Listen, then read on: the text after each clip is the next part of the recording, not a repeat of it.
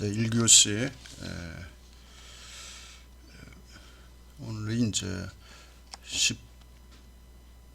13주차 제 11강 외상 후 스트레스 장애에 대해서 11, 12, 13은 그 외상 후 스트레스에 대해서 여러분 내가 추천한 책에 그 사이즈 작은 책이 하나 있습니다. 얇고 거기에 세 파트로 이렇게 나누어져 있는데 그 책을 여러분이 보시면 좀 상세히 아실 수 있고요. 강의 중에 이제 좀 그 이해가 조금은 안 된다, 좀 더 알고 싶다 그러면 책을 읽으시면 되고요. 그 다음에 이제 DSM-5 그 책이 여러분이 구입할 수 있으면 구입하시고요. 제가 강의를 마치면 녹화한 이후에 이번 주 아니면 다음 주에 그 파일로 된 PDF 파일로 된 것을 제가 저장해 놨나 모르겠네요. 확보해서 그 강의안과 같이 이렇게 올려놓을 겁니다. 그럼 그걸 보시면 이렇게 보충이 되실 겁니다. 우리나라는 그 신경정신과나 이게 상담실을 방문하면 어떤 문제가 있어서 방문한 걸로 이렇게 그 고착된 인식이 있는데요. 꼭 그럴 필요 없는 것 같아요. 이렇게 우리는 그 DSM-5처럼 어떤 그 질병을 이제 그 분명하게 이론적으로 원인과 증상, 치료 이런 그 내용까지 다 수록된 그러니까 신체에서 이제 발생하는 다양한 그 장애에 대해서 수록해 놓은 책입니다. 그거는 우리 모든 사람들이 다 읽어보고 자신의 건강을 위해서 정신과 심리, 신체 건강을 위해서 필요한 그런 책입니다. 그래서 여러분이 이제 상담 심리학을 공부했으니까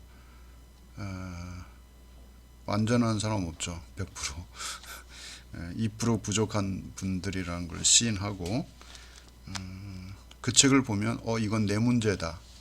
내가 겪고 있는 거네 라고 느껴질 때 여러분은 보약을 먹게 될 겁니다. 그래서 정신, 심리, 이렇게 건강에 이렇게 도움이 되는 책을 가까이 하시기 바랍니다. 그래서 외상 후 스트레스가 이제 가장 기본적인 그런 그 이론이고 이것을 잘 이해하면 보통 우리가 느끼지 못했던 그런 것들을 알게 되는데 거기에 이제 외상 후 스트레스 장애를 겪고 있는 분들이 간혹 주변에 있습니다. 예를 들면 베트남 전쟁이나 중동 전쟁에서 전우가 그 전투에서 죽는 장면 충격적인 거죠.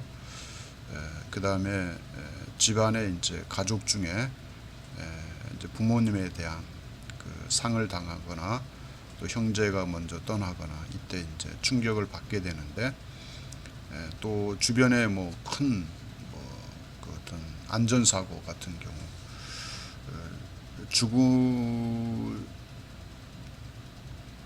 죽었다가 그러니까 죽기 직전에 다시 깨어난 사람 또 죽는 사람 목격한 경우 이때 이제 사람들이 갑자기 받게 되는 어떤 충격에 의해서 그것이 심리적으로 또 정신적으로 나타나는 그 기간이 보통 1, 2주 안에 또는 몇 달 안에 뭐 이거 나타나는 증상들이 있습니다. 대부분 그 증상들이 있는데 그렇다고 해서 그 장애를 평생 가지고 가는 경우도 있고 또 그걸 잘 극복하시는 분들이 있습니다. 그래서 사람마다 대처하는 그런 어떤 그 능력이 다른데요. 그건 성향이라 볼 수 있죠. 뭐 대처를 잘하는 분은 능력이 있고 대처 못하는 분은 능력이 없다 그렇게 또 평가할 수 있으니까 그걸 극복해내는 성향을 가진 사람은 언제 그러냐는 식으로 일상생활을 편안하게 지내는데 예민한 분들은 그러지 못하죠. 유사한 상황을 목격하면 이제 표정이 굳어지고, 저는 이제 표정을 잘 본다고 그러잖아요. 제 수업을 대면 때 이제 수업을 듣는 분은 제가 가끔 그런 얘기 할 겁니다. 얼굴에 쓰여 있어요. 저분은 지금 뭐 골치 아픈 일이 있다. 저분은 배가 아픈 표정이네. 저는 고민거리가 있나 보다. 뭐 이런 것들이 보여요. 얼굴에 실적 보이는데 느낌대로 내가 표현을 하면 그게 맞아요. 대체로 그거는 사람들은 그 본인이 느끼는 것을 얼굴 표정이나 눈에 이렇게 보여진다는 걸 우리가 알 수 있죠. 여러분도 이러한 선지식을 미리 갖고 있으면 주변에 있는 사람들에게 자연스럽게 이렇게 자문해 줄 수 있고 도와줄 수 있는 기회가 주어질 겁니다.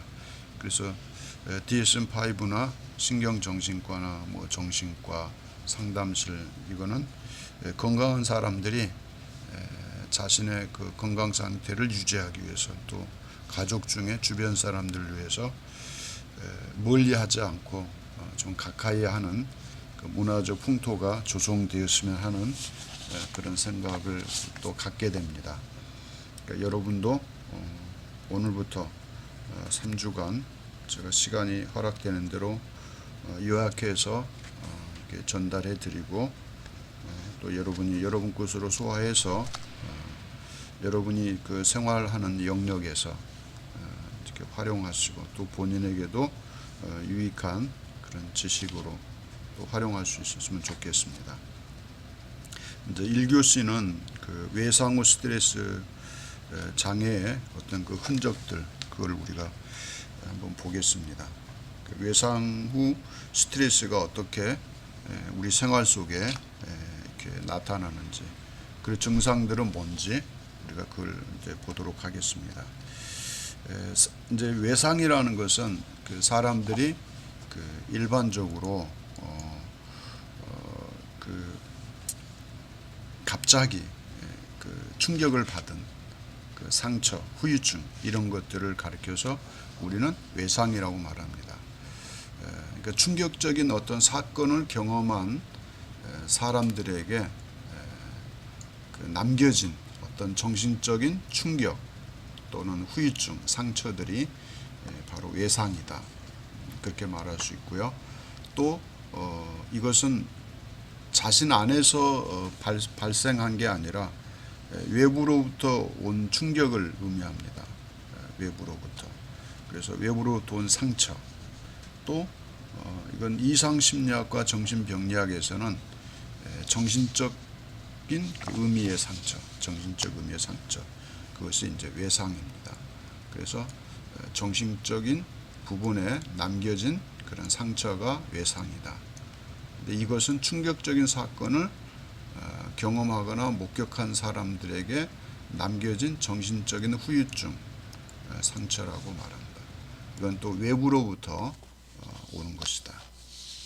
그래서 외상 발생이란 말도 있는데, 외상 사건을 목격하거나 경험한 것을 외상의 발생이다, 이렇게 말합니다. 그래서 외상을 입게 되는, 그러니까 외상이라는 것은 정신적인 상처인데 외부로부터 온 충격적인 경험과 또 어떤 목격에 의해서 남겨진 후유증, 상처가 외상이라는 것입니다. 이 외상은 생명을 위협하는 수준, 또 신체적으로 입은 상해, 또 성폭력, 이런 것들이 이제 외상으로 남게 됩니다. 그래서 성폭력은 특히 여성들이 많이 어려워하죠. 이거는 그 생각지도 못한 가까운 사람으로부터 받게 되기 때문에 그건 공개도 못하고 평생 혼자 힘들어하는 그런 어떤 상처로 남게 됩니다. 그래서 심각한 생명의 위협, 신체적 상해의 위협을 느낄 만큼 또 충격적인 경험을 한 것, 이런 것들이 이제 외상으로 남겨지게 되는 것입니다. 그것이 이제 상처요, 후유증이 바로 외상이다. 우리가 이제 외상을 입은 후에 남겨진 후유증, 상처가 이제 스트레스죠. 왜냐하면 그 후유증과 상처가 계속해서 생각나고 느껴지는, 과거의 그것이 똑같은 감정이 느껴지는 그 순간이기 때문에 이것이 굉장히 힘들죠. 고통스럽고. 그리고 이것은 물질적 또 신체적 풍요를 누리고 정신적 안정과 평화를 유지하기 위해서 이 외상을 잘 이해하고 극복하는 것은 중요한 문제 중 하나죠. 그래서 정부나 보험회사, 사회에서 이제 중요하게 이것을 다루기 시작하는 그런 지금 추세입니다. 그래서 외상에 대해서는 이제 우리가 보편화시키는 것이, 그러니까 지식과 증상과 이런 것을 함께 나누는 것이 중요하겠죠. 그래서 이 외상에 대한 진단 기준을 살펴볼 거고요. 그 다음에 이론적 입장을 또 살펴볼 것이고, 치료 방법을 살펴볼 겁니다. 그래서 지금부터는 이러한 세 가지 부분을 계속해서 살펴보고자 합니다. 그 다음에 이제 외상 후 스트레스, 그러면 이제 정의를 우리가 좀 생각해 봐야 되죠. 외상 후 스트레스는 뭐냐라고 물을 때 정의. 외상 후 스트레스 장애, 이렇게 또 이야기하죠. 장애를 붙이는 경우 있습니다. 외상 후 스트레스 장애. 이건 심각한 외상을 겪은 후에 나타나는 그 불안 장애를 말하죠. 불안. 그러니까 이 불안은 그 외상 후 스트레스 이후에 나타나는 증상에 해당되는 거죠. 그래서 외상은 마음에 큰 충격을 주는 경험을 이야기하죠. 그다음 외상의 종류에는 이제 전쟁, 또 뭐 자연재해, 전에 그 섬진강이라든지 엄청난 그 수해를 입은 사람들이 대다수 이 외상을 입게 됐죠. 그런데 잘 극복하는 분도 있지만 그것이 평생 그 괴롭히는 그런 상처, 후유증으로 남는 사람들이 있겠죠. 그래서 그들을 잘 극복할 수 있도록 어떤 국가, 지방자치단체에서 관심을 가져야 될 것입니다. 그래서 타인이나 자신을 향한 어떤 폭력과 범죄를 경험하는 것, 이런 것들이 외상에 속한 것이다. 그래서 직접 경험했거나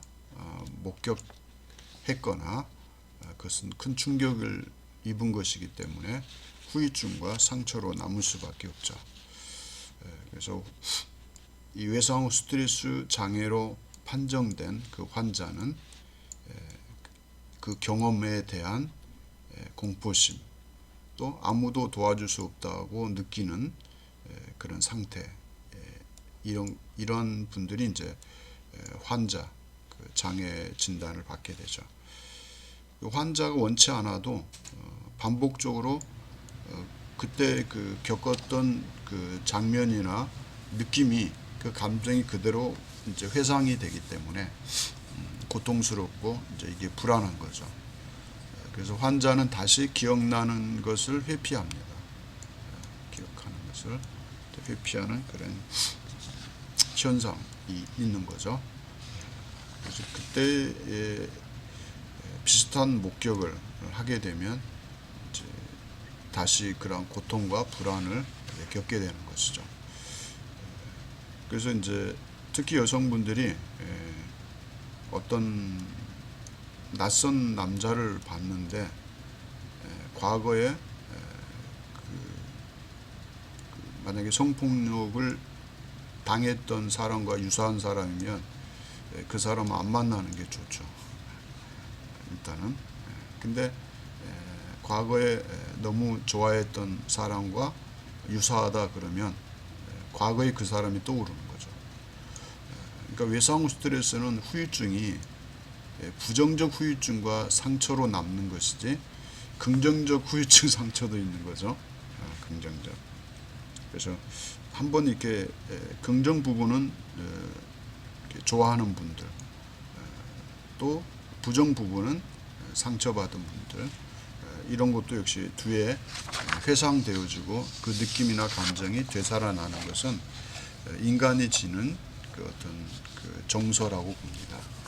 그래서 그것은 내가 느끼고 싶지 않다고 안 느껴지는 게 아니죠. 그건 자연스럽게 반복해서 회상이 되기 때문에 외상 후 스트레스 관리를 좀 특별히 관심을 가지고 스스로도 잘 조절할 수 있어야 될 것입니다.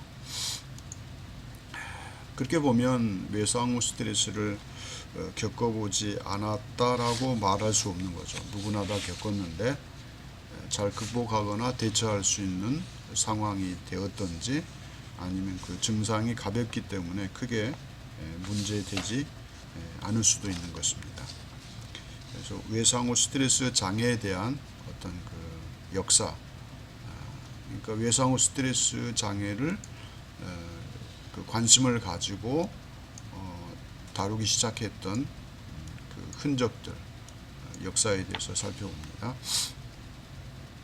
이제 외상 후 스트레스 장애의 역사를 보면 첫 번째는 외상 후 스트레스라고 명칭을 사용하기 시작한 때가 언제냐?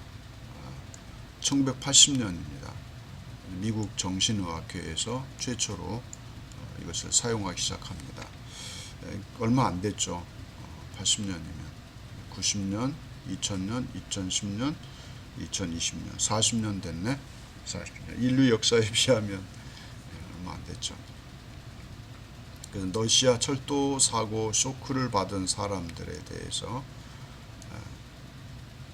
1800년 후반 그 러시아 철도 사고를 당한 노무자 일반인을 대상으로 보상법을 처음 도입했습니다. 러시아 철도 사고가 굉장히 큰 사고였습니다. 저도 구체적으로는 모르는데 그냥 러시아에 철도 사고가 있었다. 근데 그때 많은 사람들이 신체적인 고통과 후유증에 이렇게 시달리는 것으로 이렇게 알려져 있습니다. 그래서 그 당시에 보상을 받기 위해서 꾸며낸 증상으로 여길 만한 것이 있는데 어떤 학자는 이렇게 말합니다. 사람들의 증상을 보상신경증이라고 표현했다. 그렇게 이야기합니다. 그래서 철도사고 쇼크는 그 혈액순환계, 또 호흡계, 신경계통의 장애를 호소하는 경우가 있죠. 그러니까 혈액순환계는 그 혈액이 빨리 순환하게 되면 혈압 오르죠. 호흡이 일정치 않죠. 또 신경계통, 갑자기 뭐 아픈 거예요. 이런 것들이 나타난다는 거죠. 그래서 언어와 그 사고의 불일치, 그 생각과 말이 다른 거죠. 그 다음에 심한 우울증을 호소하는 이러한 증상들이 철도사고 쇼크로 나타난 것이 바로 외상 후 스트레스다. 여기서 보면 혈압과 호흡과 통증 이렇게 이제 우리 이야기할 수 있겠죠. 그래서 이 증상을 또 철도 척추로 많은 사람에게 알려져 있다. 그래서 그때 척추를 많이 다친 사람들이 있는 것 같습니다. 그건 여러분이 사고에 대한 거는 구체적으로 검색해서 좀 찾아볼 필요가 있고요. 이제 궁금하시면 이런 게 있었다라고 넘어가면 괜찮고요. 다음에 이제 제1차 세계대전 포탄 쇼크라는 게 있습니다. 이건 당시 병사들이 정신적 피로를 호소했는데요. 포탄이 떨어질 때 공기 밀도가 낮아지고 이산화탄소가 증가하기 때문에 이런 생각이 반영된 것으로 보여집니다. 그래서 증상을 보면 병사들의 심장, 또 분투 증후군 이렇게 불려지는 그 병사들의 어떤 소진 상태가 이제 증상으로 보여집니다. 저는 이제 포탄이 떨어지는 걸 경험해 본 적이 없으니까요. 목격도 안 해봤고 간접적으로 영화에서나 이제 볼 수 있는 거죠. 이런 이제 그 증후군으로 이게 심장은 뭐 혈압이 높든지 또 호흡이 불규칙한다든지 통증이 있다든지 뭐 이런 걸 의미하겠죠. 결국은 그 치료 방법은 병사들을 후방에 보내어서 휴식을 취하게 하는 것밖에 없었죠, 당시에. 그래서 포탄이 떨어져서 이렇게 충격을 받은 사람들은 이제 후방으로 보내는, 그것이 그 대안이었죠. 치료 방법이었습니다. 그 영국군 6만 명의 그 병사들이 이 증상으로 이제 고생했다고 합니다. 이 중에 4만 4천 명이 전투 기능을 수행할 수 없다고 이제 판단되어서 전역을 시켰던 것입니다. 그러니까 6만 병사 중에 4만 4천이면 1만 6천 정도만 남겨두고 전역을 시켰다. 이것이 1차 세계대전 때 일인데요. 이게 엄청난 쇼크죠. 전쟁에서. 그 다음에 2차 세계대전 때 전투 피로증, 전투 외상으로 인한 스트레스와 불안, 이게 참전 용사들이죠. 2차 세계대전. 여러분이 그 대동아 전쟁에 참여했던, 지금 거의 이제 그분들은 소수만 계시겠죠. 거의 떠나셨고, 그 다음 베트남 전쟁, 이때도 이제 후유증으로 시달리죠. 그 다음에 이러한 것들이 1980년 미국 정신의학회에서 정신장애 진단 통계 편람 3판에서 외상 후 스트레스 장애라는 명칭을 공식적으로 사용합니다. 그래서 이것이 이제 제3판이 있고 4판이 있었고, 지금은 이제 편람 5판이 나왔습니다. 그러니까 DSM이라고 그러죠. DSM-5. 그러면 이게 뭘 얘기하느냐? 정신장애 진단 통계 편람 제 5판이다, 그 얘기죠. 지금 5판을 여러분이 구입하시거나 책으로 PDF 파일로 두시고 이렇게 좀 읽어보실 필요가 있습니다. 그 다음에 이제 외상 후 스트레스 장애 치료의 그 어떤 변천 과정, 이걸 좀 살펴보는데요. 1차 세계 대전 그 전투 신경증에 이제 심리학적 치료가 절실하게 요구되고 있었던 때입니다. 그 최초의 치료는 외상 공포를 다른 강한 통증으로 대체해서 치료하는 거죠. 그래서 전기 충격으로 중화시키는 이런 방법도 동원됐습니다. 큰 충격을 받았으니까 또 큰 충격으로 그걸 이제 해소하려는, 좀 원시적이죠. 그 치료 후 전선으로 되돌아가지만 일부 병사는 자살까지 한 그 사례가 있었습니다. 이건 진짜 원시적이죠. 이제 2차 세계대전 때는 반응을 제거하고 카타르시스를 느끼게 하죠. 간혹 최면술을 사용해서 외상을 드라마틱하게 경험하게 하죠. 그래서 환자가 외상이 자기에게 준 그 의미를 스스로 이해하고 부정적인 자화관을 바꿀 수 있도록 외상 경험을 다시 반복해서 경험해서 수정해 주는 거죠. 이것이 최면술을 통해서 가능했다는 거죠. 또는 최면술이 아니어도 과거를 충격받은 걸 회상시켜서 그걸 왜곡된 그 부정적 인식을 이제 수정하는 거죠. 수정해서 바꿔주는 그런 접근을 했던 겁니다. 이건 이제 조금 그래도 인간적인 방법이죠. 그 다음에 이제 단기간 휴식과 오락. 외상 후 스트레스 장애는 단기간 휴식과 오락을 이제 치료하는 거죠. 오락을 통해서 휴식, 오락, 그런 것들이 있으면 조금은 조용히 휴식하는 그런 기간을 찾게 했던 거죠. 그 다음에 이제 행동 치료자들은 행동주의 치료죠.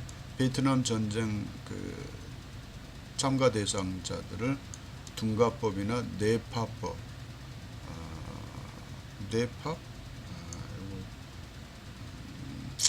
행동치료법을 발달시키기 시작했습니다.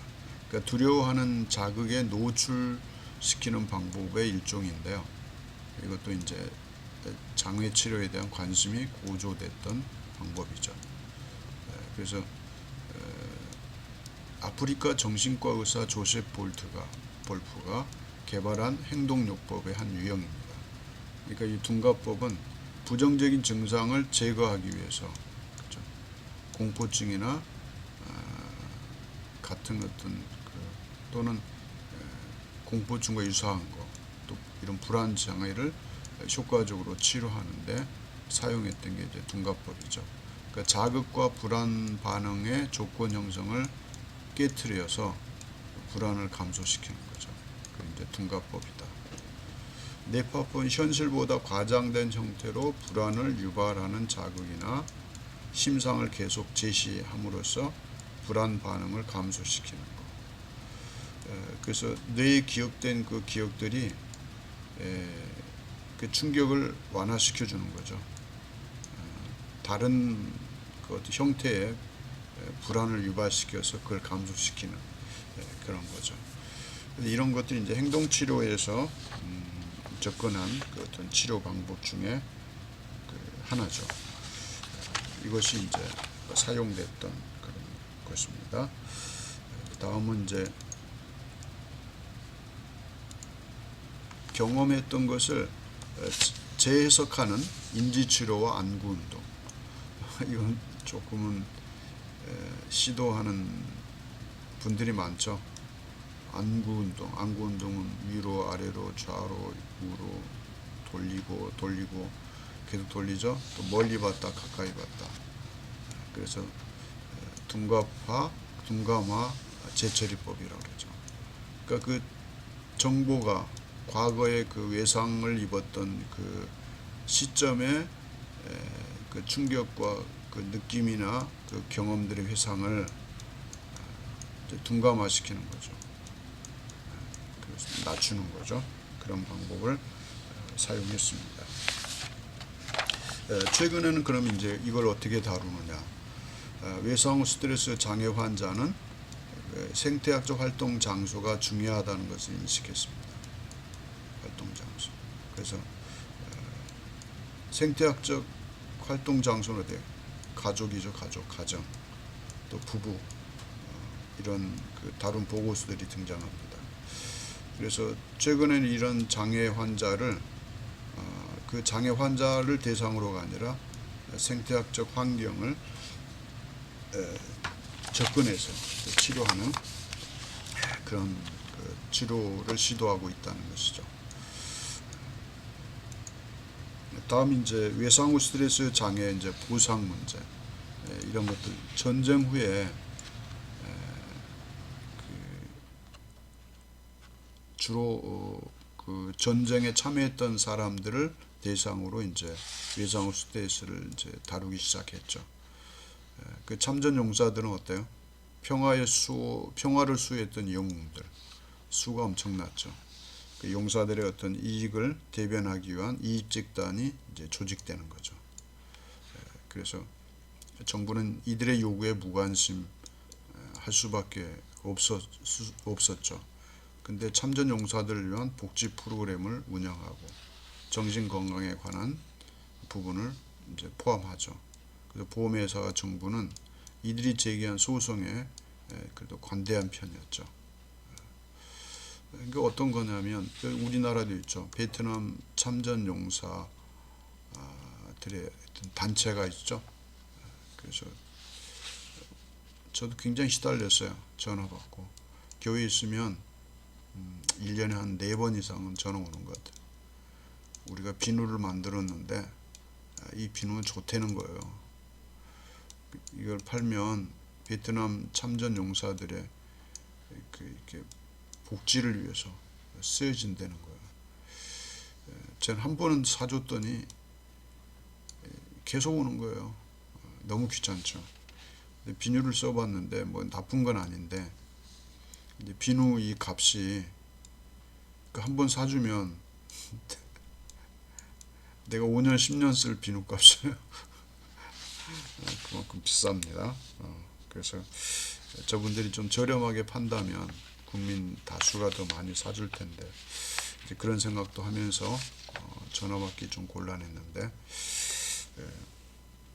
아무튼 좀 적극적으로 이분들을 대변하는데 이제 의구심은 있어요. 과연 내가 이걸 팔아주면 그분들한테 진짜 얼마나 갈까 그 생각도 하고 근데 그거 생각하면 도와줄 수 없는 거죠.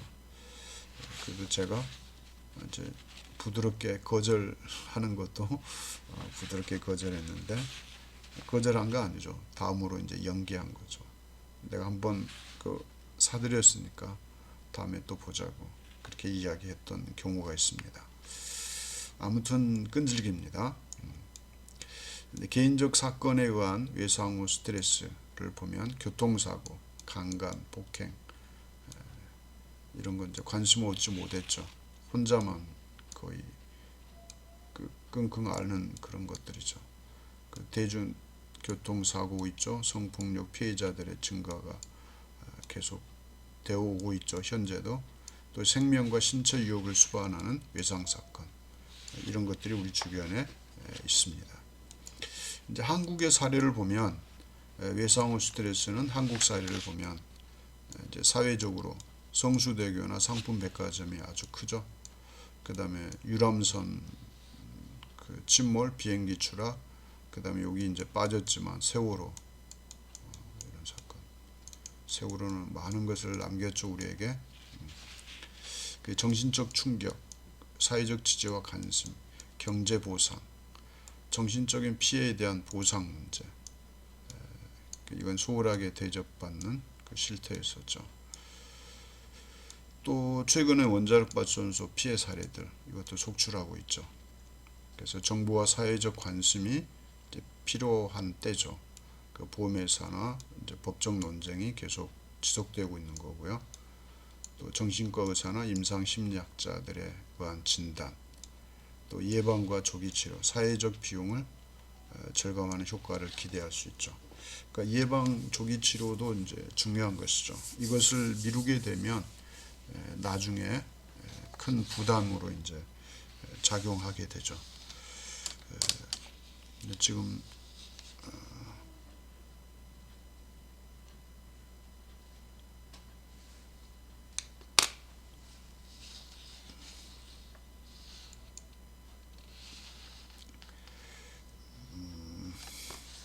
여기까지 하고요.